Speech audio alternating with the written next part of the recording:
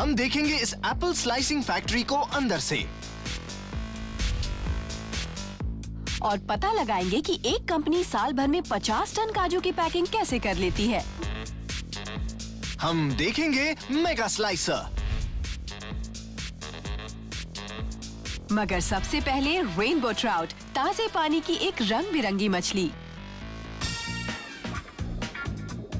हरे रंग के फिन, गुलाबी धारी और चित्तीदार पेट वाली इस मछली को बड़ी आसानी से पहचाना जा सकता है। संभाल कर पाली गई एक स्वस्थ मछली खाने का मजा कई गुना बढ़ा देती है। केन इस कोल्ड वाटर हैचरी के सुपरवाइजर हैं और वो इस बात का पूरा ध्यान रखते हैं कि अंडों से स्वस्थ मछलियां ही पैदा हों। उनके पैदा होने पर हमें काफी खुशी होती है और हम उनकी अच्छी देखभाल करते हैं। हमें ऐसा लगता है कि जैसे हम ही मछली के माँ बाप हों।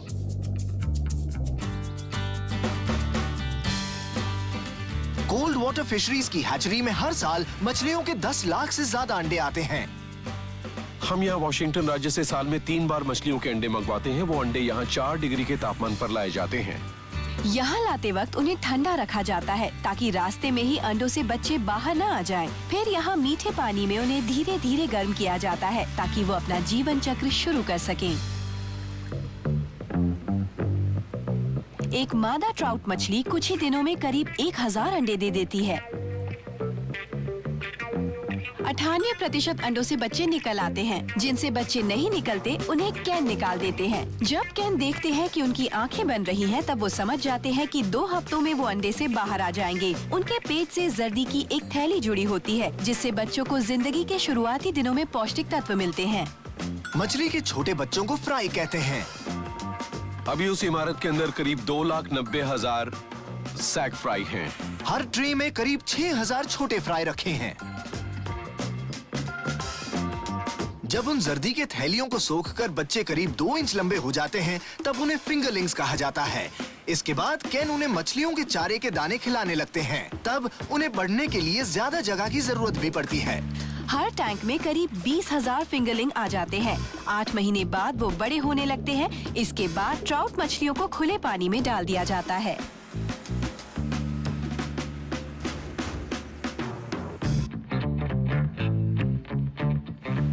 इन ट्राउट मछलियों को लेक ह्यूरॉन के किनारे से मैनिटोलिन आइलैंड के कोल्ड वाटर फिशरीज तक ले जाया जाता है।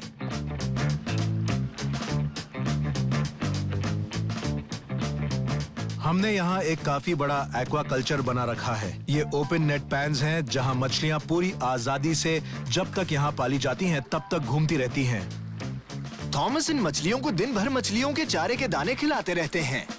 ये मछलियों से बना चारा है। ट्राउट मछलियाँ मांसाहारी होती हैं और नदियों में छोटी मछलियों को खाती हैं।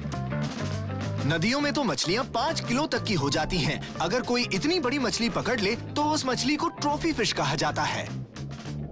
यहाँ जब ये मछलियाँ करीब 1.5 किलो की हो जाती हैं, तब उन्हें निकाल लिया जाता है। इतनी बड़ी होने में उन्हें करीब 1.5 साल का वक्त लगता है।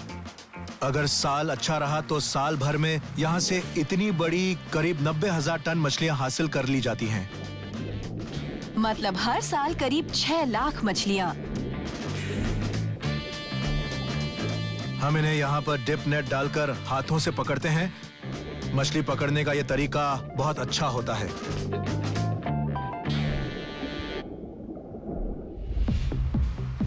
बर्फ में करीब 24 घंटे तक ठंडा किए जाने के बाद 5 क्विंटल मछलियों से भरे ये क्रेट ट्राउट को प्रोडक्शन लाइन में डाल देते हैं। पैमेला इन ट्राउट मछलियों को साबुत बेचने की तैयारी कर रही हैं, मगर उसके पहले इन्हें साफ किया जाएगा।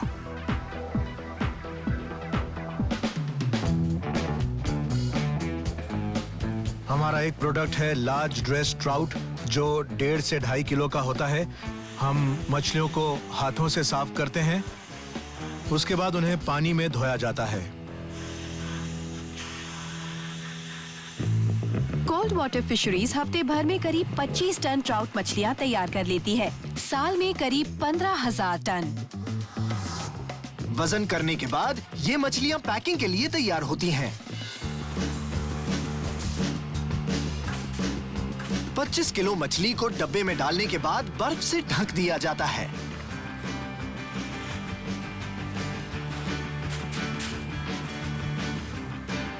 अगर मछलियों को 0 डिग्री सेल्सियस पर रखा जाए तो साफ की हुई मछली 10 दिनों तक खराब नहीं होती। कोल्ड वाटर फिशरीज में फिले ट्राउट भी तैयार की जाती हैं। जब ये मछलियां फिले लाइन पर आती हैं तो मशीन खुद उनका वजन ले लेती है।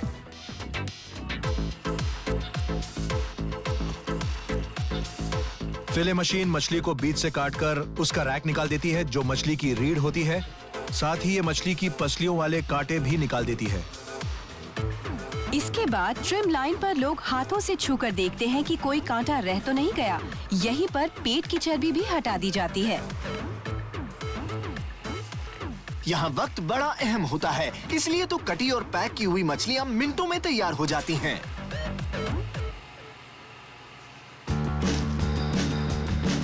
ये रातों रात इन मछलियों को Montreal, Toronto, New York, Boston, Detroit और शिकागो भेज देते हैं।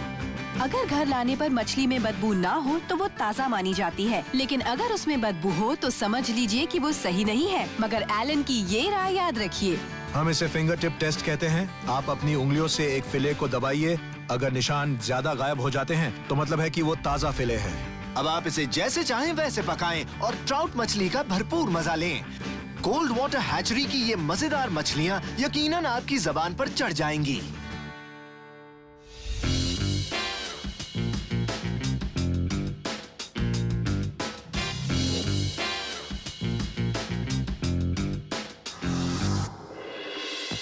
काजू के पेड़ मूल रूप से साउथ अमेरिका के हैं, मगर अब तो ये दुनिया भर के ट्रॉपिकल देशों में उगाए जाते हैं। अगर काजू के फल को आप हाथों से छू लें तो खुजली होने लगेगी। काजू भी पॉइजन आइवी के परिवार का ही होता है, तभी तो काजू कभी खोल के साथ नहीं बिकते।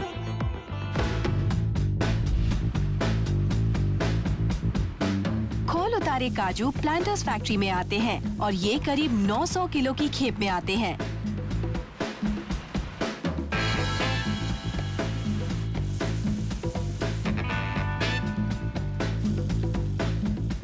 यहाँ इन्हें तेल में नहलाया जाता है, फिर रोस्ट किया जाता है।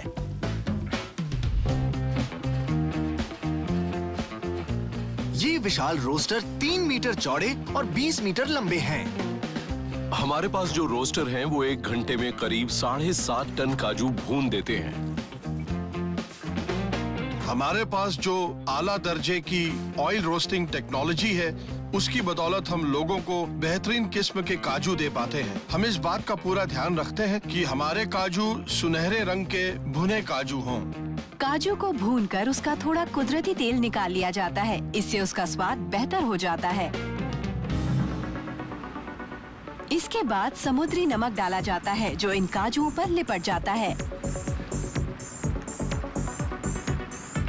गिरियां हमारे खाने का बड़ा ही पौष्टिक हिस्सा होती हैं। काजू में भारी मात्रा में मोनो अनसैचुरेटेड फैट या गुड फैट मिलता है जो शरीर के बुरे फैट को खत्म करने में मदद करता है।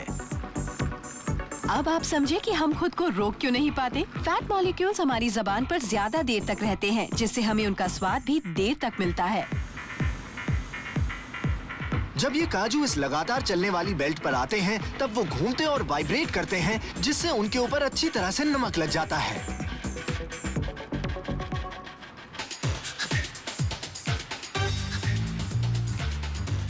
इसके बाद काजू कैन लाइन पर आते हैं, जहां मल्टी हेड कॉम्बिनेशन स्केल हर बैच का वजन लेता है। वही तय करता है कि एक कंपोजिट कैन में कितना काजू जाएगा।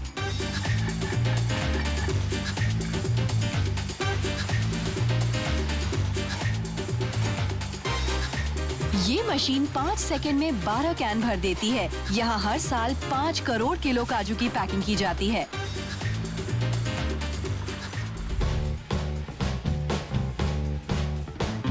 जब ये कैन सील किए जाते हैं तब इनमें ऑक्सीजन की जगह नाइट्रोजन गैस ले लेती है। ऑक्सीजन से बैक्टीरिया पैदा होते हैं और हम उन्हें पसंद नहीं करते। हम इन्हें टिन फॉयल से सील करते हैं, इसलिए डब्बा खोलने पर गैस बाहर निकलती है। इसका मतलब है कि काजू ताजा हैं।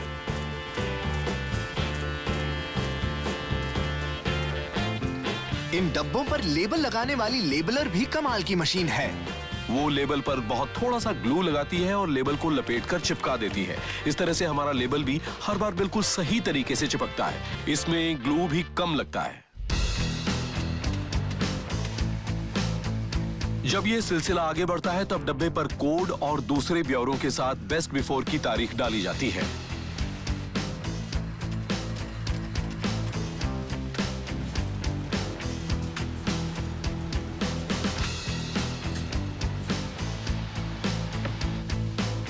इसके बाद गोदाम में रखे काजू बाजार में जाने का इंतजार करते हैं।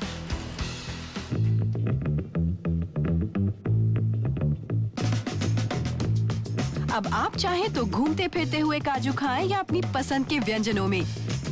काजू से खाने की पौष्टिकता बढ़ जाती है और स्वाद निखर जाता है।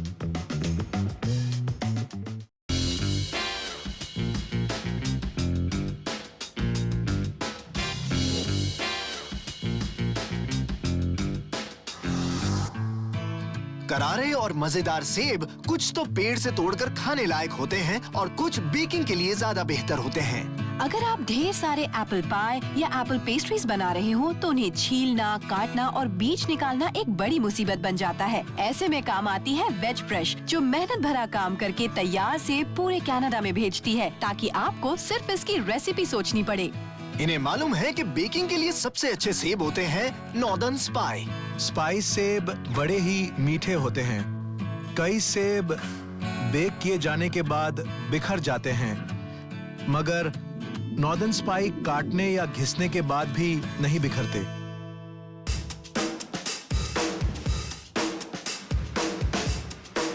वेज फ्रेश एक साल में सेब के करीब 2500 क्रेट स्लाइस और डाइस कर लेती है, यानी करीब 1.25 लाख किलो प्रोसेस्ड फ्रूट।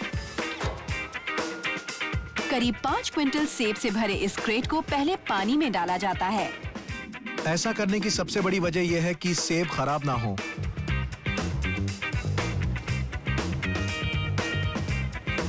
सेब इसमें आसानी से साफ हो जाते हैं और इस बैच में करीब 3000 सेब हैं।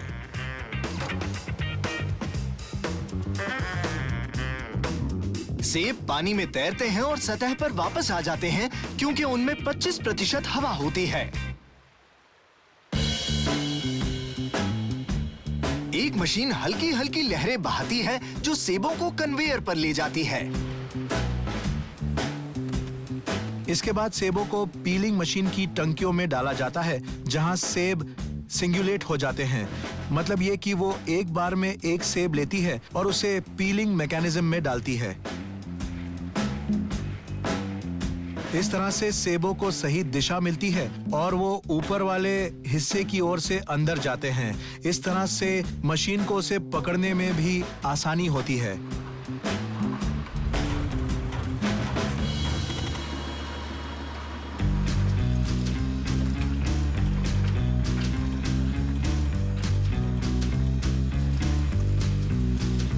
ये पिन सेब को बिल्कुल सही दिशा में रखती है। इसके बाद ऊपर और नीचे से 2 रॉड सेब में धंसते हैं। सही स्थिति में लॉक होने के बाद सेब घूमता है और 2 ब्लेड उसका छिलका उतार देते हैं।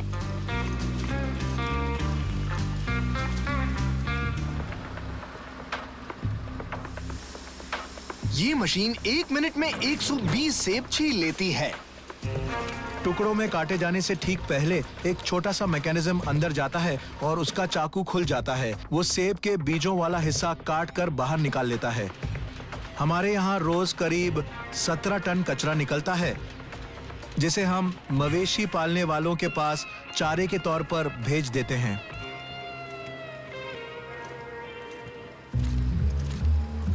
जब सेब नीचे आता है तब गुरुत्वाकर्षण उसे कई ब्लेडों के बीच से गुजारता है। वहाँ से वो टुकड़े होकर बाहर आता है, एक बार में 1 किलो।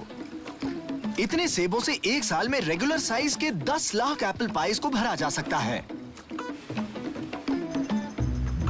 इन लोगों की चौकन्नी निगाहों से कोई खराब सेब बचकर नहीं निकल सकता।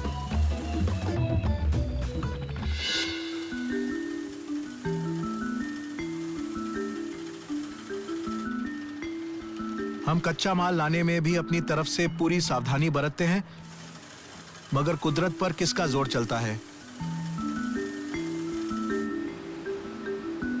इन सेबों को कुदरती सिट्रिक एसिड में डुबाने से इनका रंग भूरा नहीं पड़ता।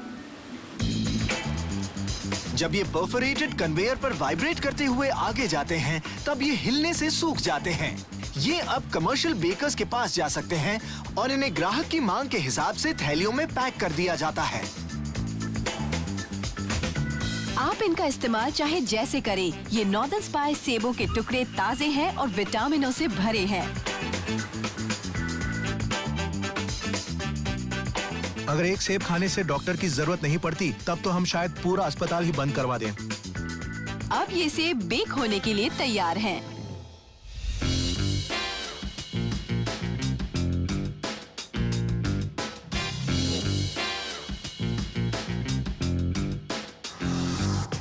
पी मील बेकन, बेकन और हैम मिलाकर बनाई गई इस हाइब्रिड चीज को कनाडा के बाहर बहुत कम ही लोग जानते हैं। मगर जब नाश्ते में या बन के साथ आपको इतनी मजेदार चीज मिले तो फिर इसके बारे में बताने में क्या हर्ज है। ये स्ट्रिप बेकन से ज्यादा मोटा, मजेदार और नर्म होता है, मगर देखने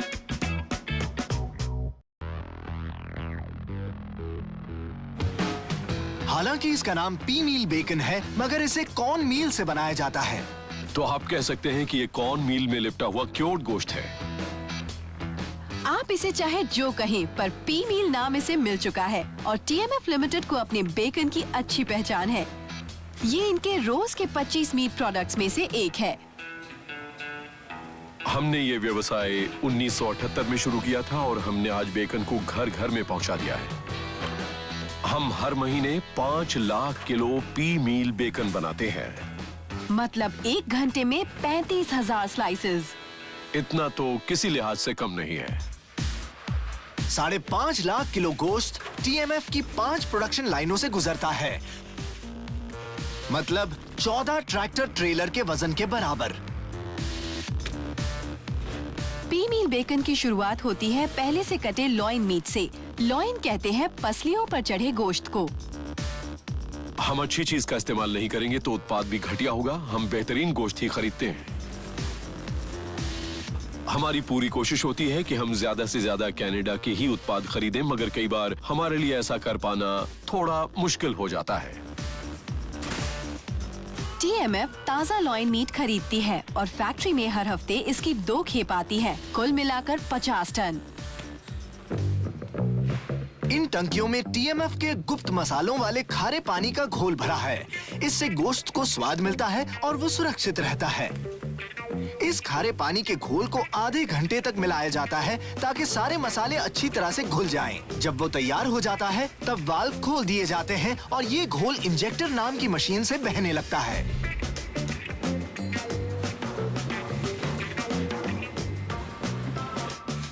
इस बात का पूरा ध्यान रखा जाता है कि गोश्त में बिल्कुल सही मात्रा में ये घोल जाए। अगर मात्रा कम हुई तो गोश्त का स्वाद बिगड़ेगा और अगर ज्यादा हुई तो गोश्त खराब हो जाएगा। इसलिए मात्रा पर एक कंप्यूटर से नियंत्रण रखा जाता है। हम इस बात पर कड़ी नजर रखते हैं कि घोल की मात्रा बिल्कुल सही हो, सिर्फ इतनी कि गोश्त क्योर हो जाए और उसे कनाडा के पी मील बेकन का खालिस स्वाद मिल जाए। इस लॉइन मीट को इसके बाद एक कूलर में 3 दिनों तक रखा जाता है ताकि गोश्त उस खारे घोल को अच्छी तरह सोख ले। इसके बाद कॉर्न मील की कोटिंग तैयार की जाती है। पी मील हमेशा से इतना मजेदार नहीं था। खारे घोल में डालने के बावजूद वो खराब हो जाता था। फिर 19वीं सदी में एक बुचर ने पी मील का इस्तेमाल किया, जिससे गोश्त हवा और बैक्टीरिया से बचा रहा। उसके बाद रेसिपी भले ही बदल गई, पर नाम वही रहा। ये फैक्ट्री इस लॉइन को कोट करने के लिए 2.5 टन कॉर्न मील का इस्तेमाल करती है। उसे पूरी तरह से कोट करने के बाद हाथों से प्लास्टिक में लपेट दिया जाता है ताकि कुछ भी बाहर न गिरे। फिर इन्हें ट्रे में डालकर एक ब्लास्ट फ्रीजर में 3 घंटे के लिए रख दिया जाता है। अब ये जा रहा है प्रेस लाइन पर। इससे हर लॉइन को एक खास आकार मिलता है जो अगले चरण के लिए बेहद जरूरी है। प्लास्टिक से निकालकर इन लॉइंस को डाला जाता है मेगा स्लाइसर में। ये मशीन 1 घंटे में बेकन के 30,000 स्लाइसेस काट देती है। इसके ब्लेड 1 मिनट में 4,500 बार घूमते हैं। कनाडा में इससे बड़ा कोई स्लाइसर नहीं है। इसके 3 चैनल एक बार में 3 पीसेस काट देते हैं। हम ये स्लाइस एक कागज जितने पतले या 1 इंच मोटे तक काट सकते हैं। सच कहता हूँ, अगर हमने इसे जमीन से इतनी मजबूती से नहीं जोड़ा होता और ये मशीन इतनी भारी नहीं होती तो कब की गिर जाती। ये इतनी तेजी से चलती है कि हवा में उड़ने लगती। तभी तो इसका नाम मेगा स्लाइसर रखा गया है।